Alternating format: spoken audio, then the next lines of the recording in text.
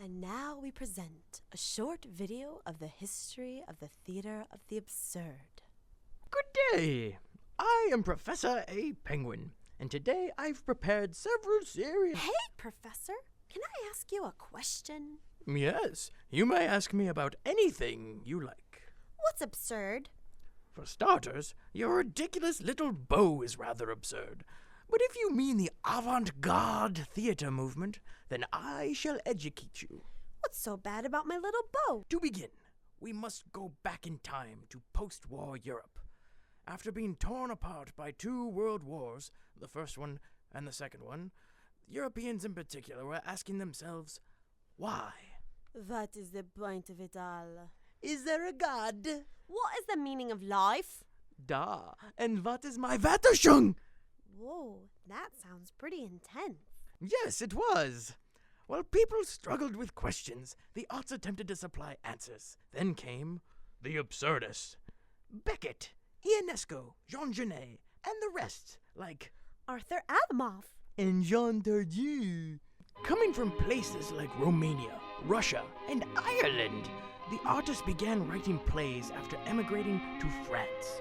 Why France? Pourquoi? Pourquoi pas? Bonjour la mime. What were the plays about? Nothing. Nothing?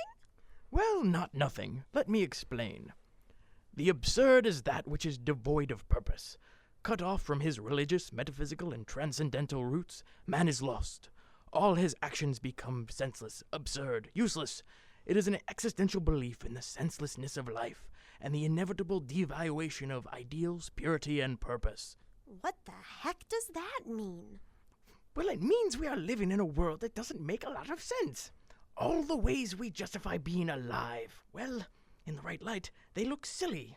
Life, the absurdists say, is so illogical, just trying to make sense of it is absurd. That sounds depressing and a little boring. Why, not at all, because an absurd world is also incredibly entertaining. Laughter and fantasy were major tools used to satirize our mad world. When you think about it, aren't many of the social rituals you go through rather absurd and ridiculous? I mean, look at you. You're wearing a bow and you don't even have hair. Leave the bow out of this. Absurd plays are filled with ingenious humor and imagination, because those are the methods used to deconstruct daily life. They may not make a whole lot of sense, but they aren't supposed to. That's part of the fun. Professor, isn't that a little oversimplified? Don't you think you should discuss the movement's distrust of language and the pervading sense of paranoia and institutional fear that characterizes theater of the absurd's major canon? No. We don't have time. Oh, well, it all sounds great. I wish some local hip theater company would produce some absurd plays. You're in luck. Theater Ninjas is about to perform a few in just 20 seconds. I better turn off my cell phone and other portable electronics. Yes, you don't want to look like a jerk. Professor? Pardon my French. Come on, the show is about to start. Let's take our seat.